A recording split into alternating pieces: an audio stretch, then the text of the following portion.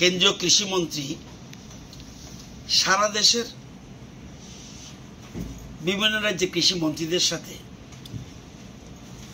উনি একটা virtual meeting করেছেন। উদ্দেশ্য বিকশিত কৃষি সংকল্প অভিযান। এটা হলো 12 থেকে 29 মে থেকে 12 জুন পর্যন্ত এই পুরো ক্যাম্পেইন করা হবে। যাতে উদ্দেশ্যটা কি? উদ্দেশ্য হলো কৃষি উৎপাদন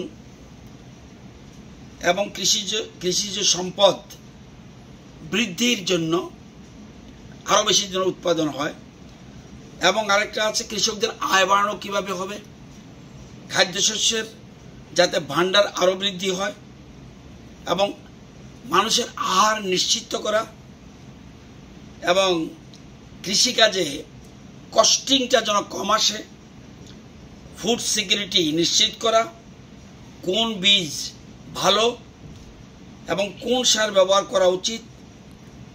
আমাদের থাকবে মৎস্য দপ্তর, থাকবে হর্টিকালচার, থাকবে, সবাইকে নিয়ে একটা বিকশিত যাত্রা করতে যাচ্ছি।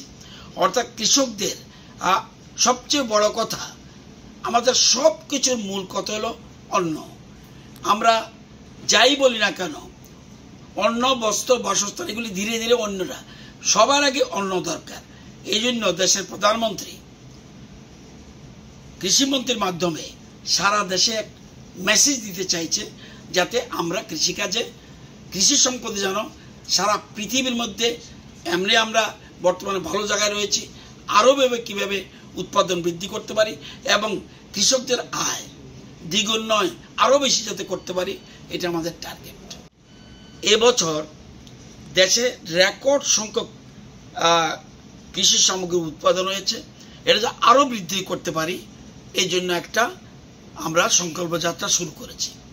আমাদের রাজ্যের যতগুলি গ্রাম পঞ্চায়েত আছে, ভিলেজ আছে, প্রায় সবগুলিকে টাচ করার আমরা চেষ্টা করছি, এবং ক্যাম্পেইন হবে কি কি আমাদের কৃষি প্রকল্প রয়েছে, কেন্দ্রীয় সরকারের কী প্রকল্প আছে, রাজ্য সরকারের কী প্রকল্প আছে আমাদের, এবং ওই যে টিমগুলি সেদিন হবে, সেই টিমে আমাদের একটা টোটাল স্টেটের টিম থাকবে, এটা স্টেট কোঅর্ডিনেটর থাকবে, ডিস্ট্রিক্টগুলির জন্য কোঅর্ডিনেটর থাকবে।